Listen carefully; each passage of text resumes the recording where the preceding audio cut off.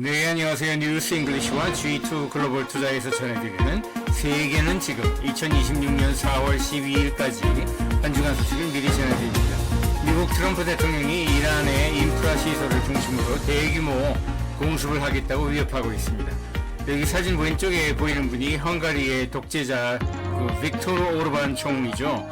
이분이 지난 2010년에 집권한 다음부터 지금 16년째 집권을 하고 있는데 이번 주 돌아오는 일요일에 가장 어려운 총선 선거를 치르게 되어 있습니다. 그리고 타이완의 야당이죠. 국민당 총재 여자분인데 그분이 이번 주 중에 중국을 방문해서 제일 먼저 장수성, 그 다음에는 이제 상하이, 그리고 마지막으로 베이징을 방문해서 시진핑 주석을 만난다고 합니다. 그 영국에서는 그 National Health Service라고 하죠. NHS. 그러니까 영국은 그 민간 병원도 아주 극소수 있지만은 절대 다수 사람들은 이 국영 의료 시스템을 관리하는 일종의 국영 병원에서 다 치료를 받아요. 그 NHS에 보면은 인턴 의사들이 있고 인턴을 마친 다음에 레지던트라고 부르는 그 한국에서는 전공의라고 부르는 의사, 젊은 의사들이죠. 주니어 의사들이 있는데 이 사람들이 파업을 6일 동안 한다고 합니다. 그럼 미국과 중국과 독일에서는 인플레이션 데이터가 각기 나옵니다. 그럼 한 꼭지씩 제가 짚어드리겠습니다. 먼저 4월 6일 월요일 어제죠. 어제는 이란 내 인프라 시설 공격을 경고하고 나선 여기 사진 왼쪽에 미국 트럼프 대통령의 이란은 지금 반발을 하면서 10개 조건을 내걸고 우리의 조건은 이렇게 10개 사항이 있으니까 이걸 들어주든지 아니면 계속 전쟁을 할 수밖에 없다 이렇게 하고 있는데 그 10개 조건 중에서 가장 미국이 받아들이기 어려운 조건은 배상금을 내놓으라는 거예요. 이번 전쟁 공격을 해서 이란이 피해를 봤으니까 그 피해 보상 차원에서 배상금을 내놓으라 하는 것하고 그 다음에 이 걸프만 지역에 있는, 그러니까 중동 지역에 위치해 있는 미국의 군사기지를 일제히 전부 다 예외 없이 다 철수하라는 것인데 이거는 미국으로서는 도저히 받아들일 수 없는 조건이죠. 그래서 협상은 결렬이 될 것 같고 전쟁은 더 길어질 것 같습니다. 영국에서는 노동당 정부가 복지 개혁안을 그동안 준비해가지고 이번 주 월요일부터 발효가 됩니다. 주요 내용으로는 전에 보수당 정권이 14년을 연속 집권하는 동안에 복지 혜택을 많이 줄였죠. 그중에 대표적인 것이 이 자녀를 가진 가정에 있어서 세제 혜택을 2자녀까지, 그러니까 자녀 2명까지 주고 3자녀, 4자녀부터는 그 세제 혜택을 주지 않았어요. 그거를 이번에 고쳐가지고 자녀 숫자에 제한 없이 자녀가 있으면은 무조건 세제 혜택을 주는 걸로 이 상한선을 철폐했습니다. 그 다음에 이제 연금 제도를 개선을 했는데, 영국에서는, 1만 연간 소득 기준으로 1만 파운드 이상, 벌이가 소득이 있는 사람들은 그 고용주가 3%를, 그러니까 그 세전 수입에 지금 임직원의 수익의 3%를 고용주가 내야 되고 5%를 그 임직원이 자기 그 개인 소득에서 내야 돼요. 이게 세전 소득 기준입니다. 그런데 이제 이거를 전에는 그러니까 8%죠. 전에는 8%가 안 됐는데 이번에 8%로 올려가지고 조금씩 더 내는 걸로 이렇게 연금 제도를 개선을 했다고 합니다. 자, 그리고 호주와 브라질과 싱가포르와 캐나다와 인도에서는 서비스 PMI 데이터가 나오죠. 참고로 이 PMI 데이터를 취합해서 발표하는 그 발표 당사자, 발표 기관은 S&P 글로벌이라고 우리가 흔히 S&P 500 지수를 얘기할 적에 그 지수를 관리하는 그 회사가 있잖아요. Standard and Poor's라고 그 S&P가 이 데이터를 취합을 해서 발표를 합니다. 그 중국과 홍콩에서는 어제 4월 6일이 청명절 칭밍지에라고 하죠. 이 칭밍지에 휴가였어요. 영어로는 이거를 이제 Tomb Sweeping Day라고 합니다. 그러니까 조상들의 무덤에 가서 찾아가서 무덤을 이제 좀 깨끗이 쓸고 닦고 하는 그런 그 조상 숭배 차원에서 어떤 그 봄 청소, 스프링 클리닝 데이라고 할 수도 있겠지요. 자, 그리고 오늘 4월 7일 화요일에는요, 여기 사진에 보이는 분이 누구냐면 타이완의 지금 야당이죠. 국민당 총재입니다. 쨍리원이라고 하고요. 한국식으로 읽으면 정려문이죠. 쨍리원이라는 분인데, 이분이 중국의 시진핑 주석 초청으로 중국을 방문합니다. 엿새 동안이나 방문을 하고요. 제일 먼저 장수성에 가고, 그 다음에 상하이, 그 다음에 마지막으로 베이징 가가지고 이제 시진핑 주석하고 뭐 회동을 한다고 합니다. 이분이 경력이 특이해요. 원래 아버지는 직업 군인이었고, 그런데 이제 타이완의 제일 남쪽 도시 중에 하나인 타이난 출신이에요. 근데 타이난이라는 도시는 타이완에서 지금 집권 여당인 그 민진당이라고 하죠.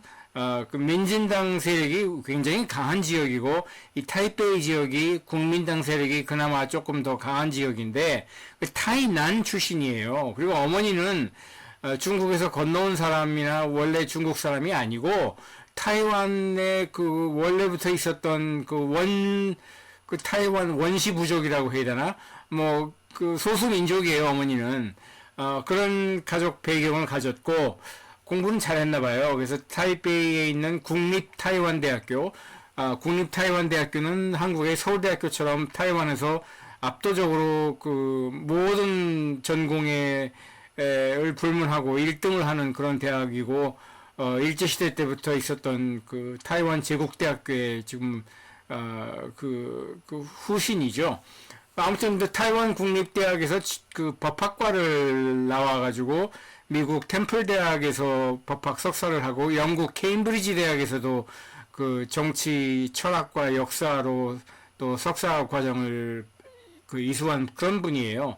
그리고 나서 이제 1995년에 타이완에 돌아와서 민진당에 입당을 했어요. 그래서 민진당에서 그 활동을 하다가 무슨 이유에서인지 2000년인가 2000년대 초반에 사이가 틀어져가지고 민진당을 탈퇴를 하고 다른 당을 잠깐 하다가 국민당으로 옮겨갔어요. 그러니까 완전히 당과 그 노선을 정반대로 바꾼 경우죠. 진보 쪽이었다가 보수 쪽으로 돌아선 분이에요. 그리고 이제 지난 2025년 작년이죠. 작년 10월인가에 그 국민당 총재 선거에서 극적으로 예상하지 못했는데 총재로 당선이 됐어요. 그때 이제 소셜 미디어 활용을 잘했다고 하는데 이분을 비판하는 사람들의 의견에 따르면은 중국 베이징, 그러니까 중화미 인민공화국 사람들이 이분을 그 소셜 미디어 차원에서 지원을 많이 했다는 거예요. 그래서 베이징에 꼭두 갑시다. 시진핑의 시녀다. 이런 비난도 많이 받는 분인데, 아무튼 시진핑 주석으로서는 타이완을 복속시키는 방법이 여러 가지가 있지만, 군사적으로 침략이나 타이완을 침공해서 복속시키는 것보다, 타이완 사람들의 마음을 움직이는 것이, 싸우지 않고 이기는 것이 최선이겠죠. 그랬을 적에, 타이완 여론을 지금으로서는 물론 여론이 타이완 독립을 원하는 타이완 민주당, 민진당 쪽이 훨씬 더 우세하지만은 이 국민당 세력을 먼저 떠안고 그 다음 단계로 타이완의 다른 세력들을 포용하는 그런 방식으로 나가는 것이 바람직하다고 저는 생각합니다.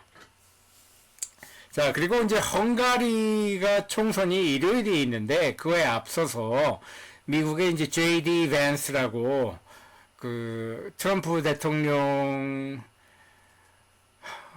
관계가 어떻게 되나. 원래는 트럼프 대통령은 굉장히 심하게 비난했던 사람인데, 이 사람도 이번에 그러니까 2024년 11월 미국 대통령 선거 때 갑자기 태도가 돌변해가지고 트럼프의 절대적으로 지지하는 그런 성향으로 돌변하면서 당시 오하이오주의 그러니까 제 초선 상원 의원이었는데, 그러면서 이제 부통령으로 점지를 해가지고 트럼프가, 그래서 선거에 같이 나와가지고 부통령이 된 그런 사람이에요. J.D. 밴스. 저는 굉장히 바람직하지 못하다고 생각하는 인물인데, 얼굴만 봐도 항상 화가 나 있어요. 트럼프 대통령도 그렇지만 이 J.D. 밴스 대통령도. 그러니까 트럼프 쪽 사람들은 뭔가 이제 분노에 끌어오르는 그런 얼굴이에요. 예, 그래서 트럼프를 지지하는 마가 세력도 그렇고, 트럼프도 그렇고, 이 J.D. 밴스도 그렇고, 미국의 지금 이민자들을 쫓아내는데 혈안이 되어 있는 그 스티븐 밀러라는 사람도 그렇고, 아무튼 트럼프 진영 사람들은 전부 다 분노에 가득 차 있는 얼굴, 분노에 들끓고 있는 그런 표정이고 얼굴이거든요. 예, 그런데 아무튼 이 J.D. 밴스 미국 부통령이 헝가리를 방문을 해서, 헝가리 빅토르 오르반 총리가 지금 15년째 집권하고 있는데, 이번 총선이 제일 어렵다고 하니까 좀 지원 유세를 나설 것으로 지금 보이고 있는데, 아무튼 그 미국 부통령이 오늘 헝가리에 도착하는 날이기도 합니다. 영국에서는 NHS, National Health Service라고, 그 영국의 국영 의료 서비스 체계죠. 거기에 속해 있는 전공의, 그러니까 레지던트들이, 그러니까 주니어 닥터들이 엿새 동안 파업에 돌입합니다. 영국에서는 뭐 거의 그 의료 시설의 95%가 이 NHS 소속이고요. 그러니까 일종의 국영 병원들이죠. 병의원들이 전부 다 이제 국영으로 이제 돌아가는, 미국과는 정반대 시스템이고, 한국과도 다르죠. 한국은 그 의료보험 공단이 있지만은 그 병원이나 의원들을 나라에서 운영하지는 않잖아요. 그리고 나라에서 고용한 공무원들이 아니잖아요. 근데 영국에서는 공무원들이란 말이에요. 의사들이 거의 전부 다. 그래서 2023년부터 이 사람들이 파업을 많이 해가지고 연봉을 지금 3년 동안에 30%나 올려줬어요. 예, 적게 올려준 것이 아니죠. 30%면 3년 동안에.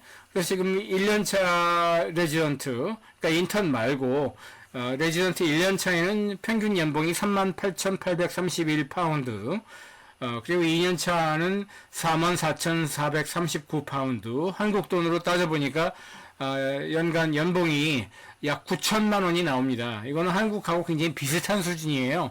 한국의 그 빅5라고 불리는 서울대병원, 아산병원, 삼성병원, 그 다음에 가톨릭 병원, 그 다음에 연세대 그 세브란스 병원, 이 빅5 그 대학병원들의 레지던트 연봉 평균이 지금 한 9천만 원 정도, 9천만 원 조금 못 되는 걸로 제가 알고 있는데, 예, 한국하고 비슷한 수준입니다. 그러니까 적게 받는 거는 절대 아니에요.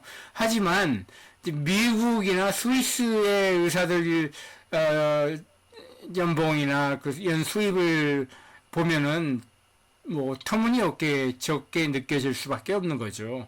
모든 걸 이제 미국에다 기준을 맞추면은 의사들은, 다른 나라 의사들은 다 불만을 가질 수밖에 없는 것이죠. 자, 그리고 이제 저희 G2 글로벌 투자에서 주목하고 있는 기업들 중에 실적 발표를 오늘이죠. 4월 7일 화요일에 하는 기업은 엑손 모빌이라고 있습니다. 이 엑손 모빌이 그 전 세계적으로 가장 그 매출액 기준으로 규모가 큰, 두 번째네요. 사우디 아람코가 그 매출액 기준으로 제일 큰 그 석유자원 기업이고, 두 번째가 미국의 엑손 모빌인데, 특히 엑손 모빌의 실적은 굉장히 많이 뛰었을 거라고 생각이 돼요. 요즘 글로벌 주식시장에서 가장 많이 오른 기업은 역시 메모리 반도체 기업이죠. 예, 삼성전자의 경우에는 전년 동기 대비해서 올해 1분기 그 순이익이 무려 755%나 올라갔다고 하잖아요. 예, 그만큼은 아니겠지만 엑손모빌 역시 이번 연도 이제 1분기 실적이 크게 올랐을 거로 지금 전망하고 있습니다. 4월 8일 수요일이 되면은요, 여기 사진에 보이는 것이 이제 작년 12월에 호주 시드니에서 그 제일 유명한 그 휴양 어떤 그 해안가가 있잖아요. 본다이 비치라고 하죠. 예, 그 본다이 비치에서 그 유태계 사람들이 그 하누카라는 유태교 절기를 셀레브레이션 하는 축제를 벌이고 있었는데, 그 장소에 나타나가지고 총기를 난사해가지고 사람들을 막 학살하고 한 그런 테러 사건이 일어났죠. 그 테러 사건을 일으킨 범인이 이제 부자간의 아버지와 아들 2인조 범인이었는데, 그 아버지 되는 사람은 나비드 아크람이라는 사람이에요. 알고 보니까 파키스탄에서 이민 온 이민자 출신이고, 한때는 파키스탄 그 대표 축구팀의 축구 대표 선수를 했던 사람이라고 하더라고요. 근데 이 사람이 이제 재판을 받는 그 재판이 시작되는 날이 4월 8일 수요일입니다. 그럼 영국과 독일과 프랑스와 이탈리아와 유로존에서는 이제 건설업 PMI 데이터가 이제 나옵니다. PMI 데이터는 제조업과 서비스업과 건설업 이렇게 세 가지로 나누어서 발표를 합니다. 이제 그 중에서 이제 유럽 나라들의 건설업 PMI가 발표가 되는 것이죠. 그 독일에서는 2월 한 달 제조업 데이터가 나오고요. 역시 독일에서 지금 제조업이 크게 어려워지고 있고, 역시 가장 주된 배경은 중국이죠. 예, 중국에 멋모르고 들어가서 거의 한 20년 넘게 중국의 특수를 독일 기업들이 누렸는데, 이제 알고 보니까 중국 기업들이 다 따라잡아가지고 오히려 이제 유럽과 독일로 수출을 하기 시작하면서 독일 기업들을 지금 다 내쫓기고 있습니다. 자, 그리고 인도에서는 통화정책이 나오는데 금리를 5.25%로 동결할 것으로 저희는 지금 전망을 하고 있습니다. 미국에서는 지난 3월 금융통화위원회가 이제 금리를 동결했잖아요. 그 기준금리를. 그때 회의록이 내일 4월 8일 발표가 됩니다. 그리고 실적 발표를 하는 주요 기업으로서는 역시 이제 유럽에서 BP, 브리티시 페트롤리움과 더불어서 가장 큰 석유자원 회사죠. 영국과 네덜란드계 회사라고 할 수 있는 그 쉘이라는 그 석유 회사, 거기 그리고 미국에서 제일 클 뿐만 아니라 이 시가총액 기준으로 봐서는 전 세계에서 가장 규모가 큰 항공사죠. 델타 에어라인스가 실적 발표를 하게 됩니다. 지금 항공사들은 난리가 났어요. 제트유 가격이 많게는 70%까지 올라가지고 한국의 저가 항공사들은 지금 노선을 다 취소하고 있고요. 한국의 대한항공, 아시아나항공도 지금 그 노선 조정을 하고 있는 걸로 알고 있고요. 지금 전 노선이 적자 노선으로 바뀌었다고 합니다. 자, 4월 9일 목요일이 되면은요, 프랑스 마크롱 대통령이 지난주에 일본 그리고 한국을 방문한 데 이어서 이번 주 목요일에는 로마 교황청을 방문을 해서 레오 14세 교황과 또 만나서 회담을 한다고 합니다. 역시 주요 아젠다는 이란 전쟁과 특히 이제 미국의 트럼프 대통령 욕을 아주 실컷 할 걸로 보입니다. 자, 왼쪽 사진에 보이는 거는 이게 뭐냐면 캐나다 정치고요. 캐나다의 지금 집권 여당이 리버럴 파티죠. 20세기부터 지금까지 125년을 따져보면은 캐나다 정치에서 압도적으로 집권당을 했던 당이 바로 이 캐나다의 이 진보 성향의 리버럴 파티입니다. 지금 여당이기도 하고요. 그 마크 카란이라고 굉장히 뛰어난 분이 총리를 하고 있는데, 리버럴 파티가 격주년으로, 그러니까 2년에 한 번씩 전당대회를 갔는데, 올해는 깨백주에 있는 몬트리올에서 전당대회를 갖는다고 합니다. 그런데 문제는 캐나다 경제가 지금 굉장히 저조해요. 특히 이제 미국 대비해서 미국은 그러니까 지난 25년 동안 2000년부터 2025년까지 경제 성장을 보면은 미국은 혁신 경제 덕분에 굉장히 빨리 발전을 했는데 캐나다는 너무 더디게 경제 성장을 하고 있는 거예요. 그래서 미국과의 격차가 점점 더 벌어지고 있어서 단순히 달러로만 봤을 적에는 미국에서 가장 못 산다는 남부의 뭐 알라바마나 미시시피주 같은 그 정도 GDP, 인당 GDP가 캐나다 전체의 인당 GDP하고 맞먹을 정도로 캐나다 경제가 지금 경제 성장이 지금 굉장히 저조합니다. 자, 그리고 필리핀에서는 Day of Valor 또는 바탄데이라고 불리는 국경일이에요. 이게 뭐냐면은 1942년에 당시 이제 루손 섬에 있던 그 미군 12,000명하고 필리핀 군인 한 5만 명이 일본군, 침략해 들어온 일본군한테 갑자기 항복을 해버렸어요. 무슨 일이 있더라도 항복하지 말라고 메가더 장군이 명령을 내렸는데도 불구하고 그 당시 루손 섬에서 필리핀 군과 미군을 지휘하고 있던 미군 3스타 별셋 장군이 우리 군인들을 다 죽일 수는 없다. 그래서 그냥 일본군한테 항복을 해버렸어요. 그랬는데 일본군이 이 약 6만 5천 명 정도 되는 이 포로들을 한 140km나 되는 정글을 뚫고 바탄이라는 곳까지 끌고 간 거예요. 끌고 가면서 필리핀 군인과 미군들이 수없이 많이 죽었어요. 한 15,000명 정도가 죽고 목적지에 도달하는 사람이 한 5만 명도 못 됐다고 하는데 길바닥에 쓰러져 죽고 굶어서 죽고 맞아서 죽고 뭐 아무튼 굉장히 비참한 그런 행진이 있었죠. 행군, 그걸 이제 바탄 데스마치라고 부르는데, 그게 시작된 날이 1942년 4월 9일이고, 그날을 기념을 해서, 필리핀에서는 그걸 국경일로 삼고, 따라서 주식시장이나 기타 자본시장도, 은행들도 다 문을 닫는 그런 국경일입니다. 그럼 미국 조지아주의 오거스타라는 곳에서는 마스터스 골프 대회, 세계 2대 골프 대회라고 할 수 있죠. 마스터스 골프 대회가 개막을 합니다. 그리고 다음 주가 워싱턴에 본부를 가진 IMF와 월드뱅크 1년에 2번씩 봄과 가을에 이렇게 2번 연석 회의를 하거든요. 글로벌 경제 전망도 내놓고 굉장히 중요한 회의인데 그 회의에 앞서서 IMF의 그 여자분 총재이죠. 그분이 조지 에바 총재가 이번 주에 워싱턴에서 연설을 합니다. 그 영란은행 앤드루 베일리 총재가 유러피안 파르라멘트, 유러피안 유니언 파르라멘트, 그러니까 유럽 연합의 의회죠. 거기에 또 출석을 해서 경제 전망 관련 연설을 한다고 합니다. 미국에서는 2025년 4분기 확정된 GDP 데이터가 나오고요. 독일에서는 2월 한 달 산업 생산량 데이터가 나오는데 역시 굉장히 우울한 데이터가 나올 것 같습니다.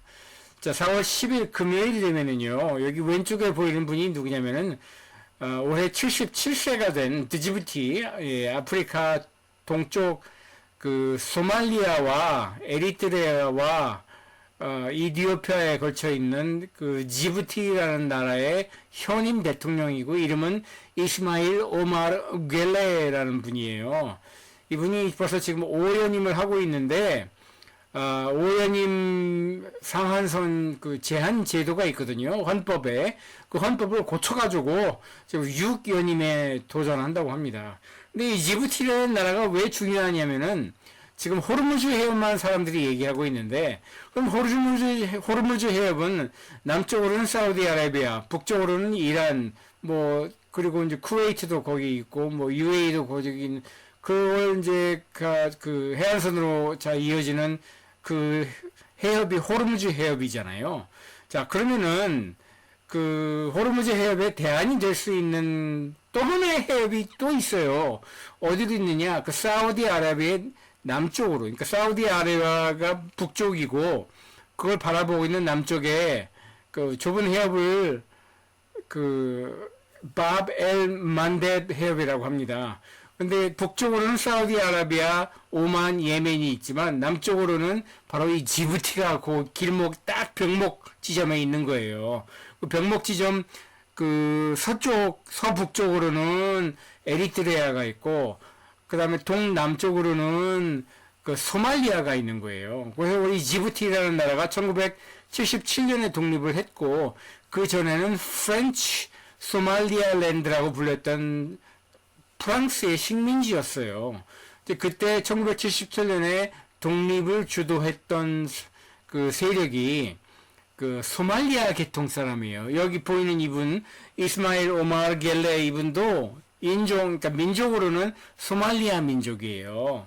예, 그래서 소말리아 민족과 이디오피아 민족이 섞여 있는 그런 나라인데 아무튼 이 1977년도에 독립을 하면서 초대 대통령을 했던 분의 조카가 이분이에요. 그래서 이분이 2000년인가 한 10몇 년 전에 아무튼 자기 삼촌 되는 사람들로부터 대통령자를 물려받아가지고 지금 5연임을 이미 했고 4월 10일 금요일에 또 한 번 대통령 선거에 나와서 6연임에 도전한다는 것이죠. 그런데 잠깐 밥 엘 만뎁 해협 이게 왜 중요하냐면요. 여기서 더 거슬러 올라서 유럽 쪽으로 가면은 뭐가 나오냐면 바로 수에즈 운하가 나와요. 그러니까 유럽에서 아시아 쪽으로 보내는 모든 물동량이 수에즈 운하를 거쳐야 되잖아요. 근데 수에즈 운하만 거치는 게 아니라 수에즈 운하를 거쳐서 홍해 바다, 그 홍해라고 하잖아요. 레드시.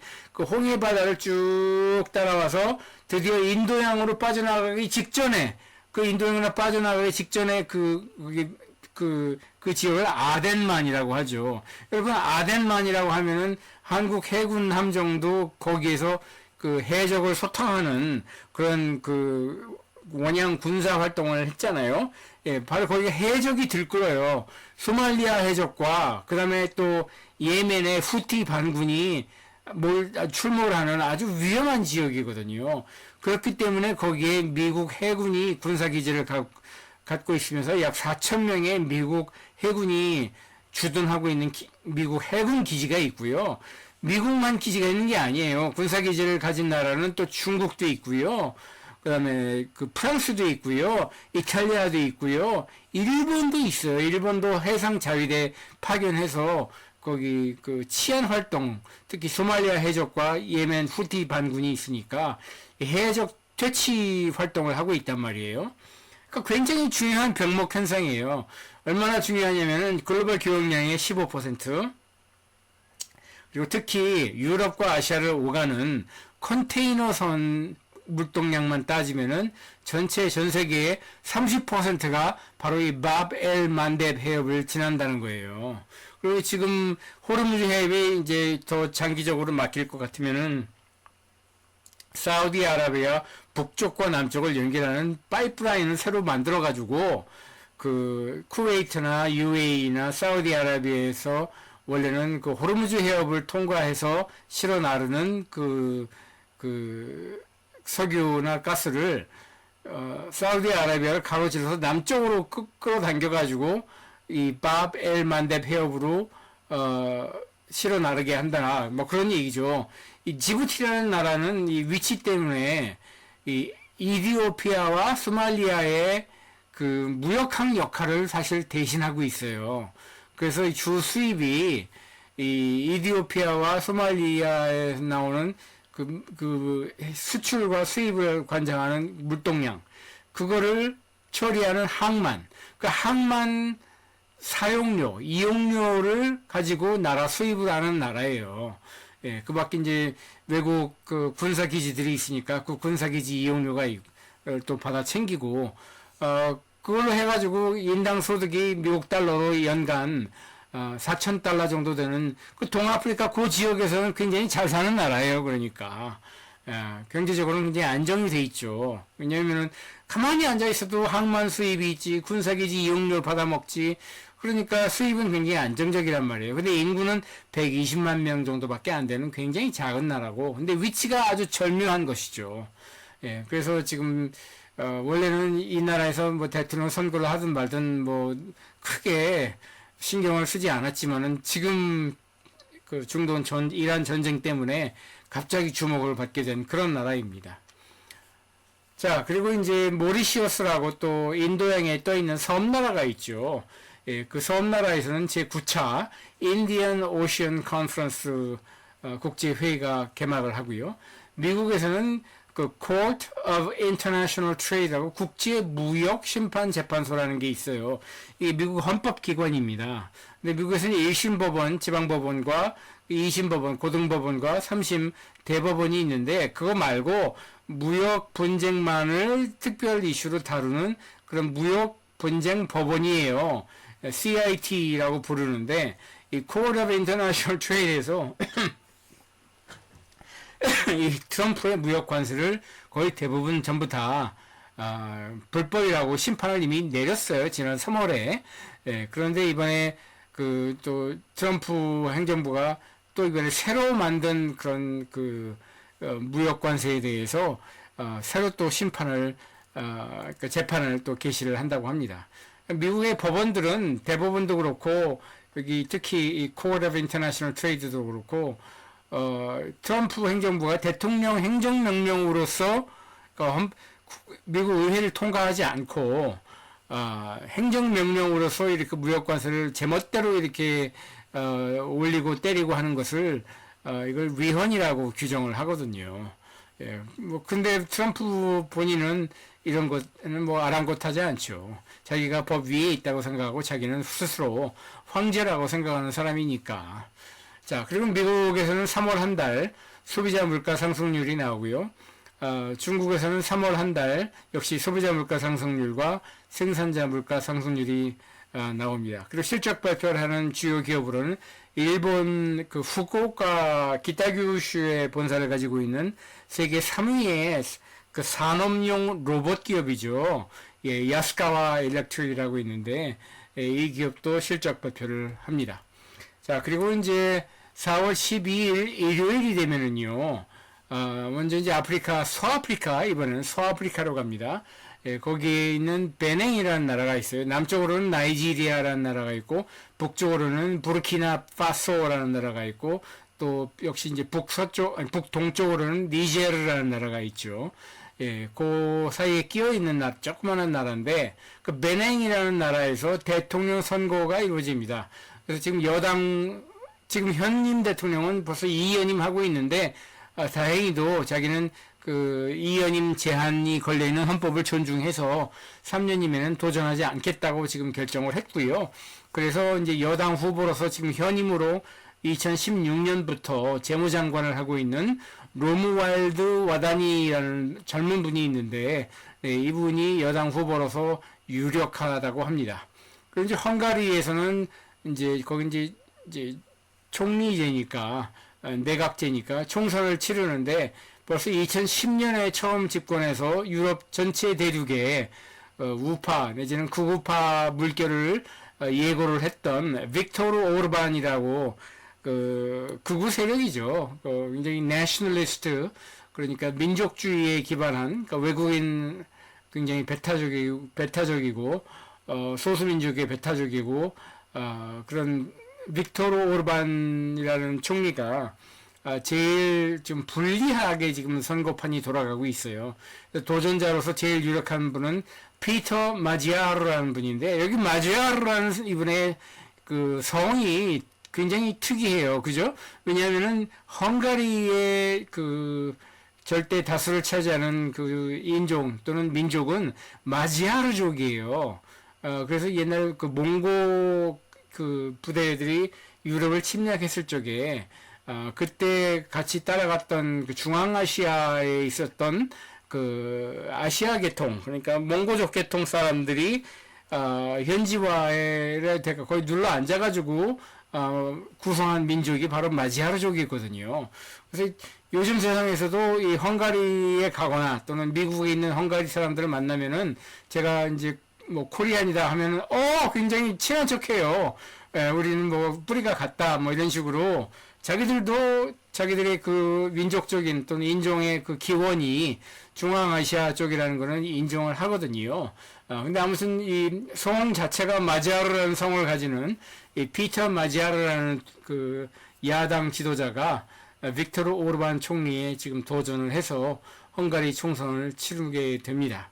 왼쪽 사진에 보이는 분이 누구냐면은 페루도 이번 일요일에 대통령 선거도 하고 총선도 하고 그래요.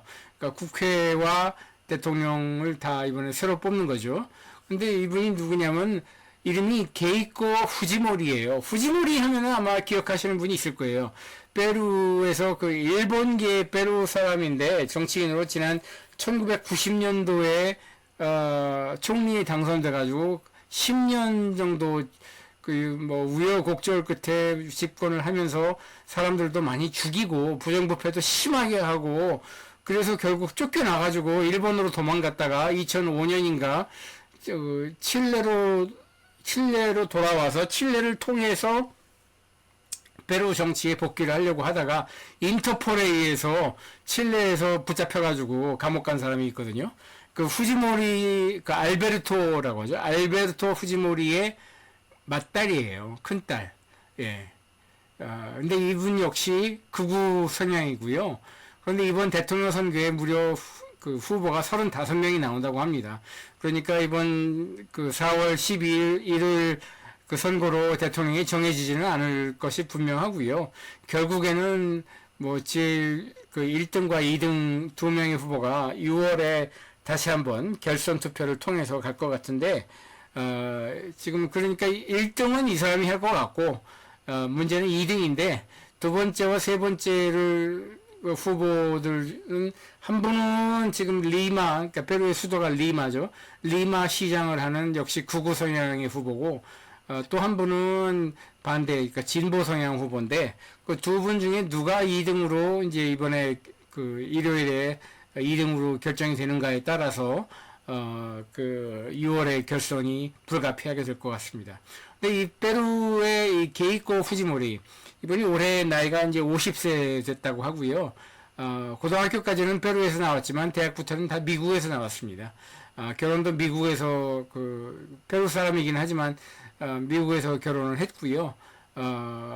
그 이분의 친부모, 그러니까 알베르토 후지모리와 이분의 어머니 되는 그 부부 사이가 굉장히 안 좋았어요. 그래서 결국은 그 1996년도인가 이혼을 했죠. 둘이 이혼을 하고 그 다음에 그 이혼만 한 게 아니라 자기 그 전처죠. 알베르토 후지모리 대통령이 자기의 전처를 감옥에 가두기까지 했습니다. 그래서 부모 사이가 굉장히 안 좋은 걸로 알려졌는데, 이분은 어찌된 일인지 그렇게 되면 되게 딸은 엄마 편을 드는데 이 딸은 그게 아니에요. 아빠 편을 들어가지고 지금까지도 그 알베르토 후지모리의 후광을 업고 정치에 그 나서고 있는 그런 그 극우 성향 대통령 후보입니다. 자, 여기까지 세계는 지금 4월 12일까지 한 주간 소식을 미리 전해드렸고요.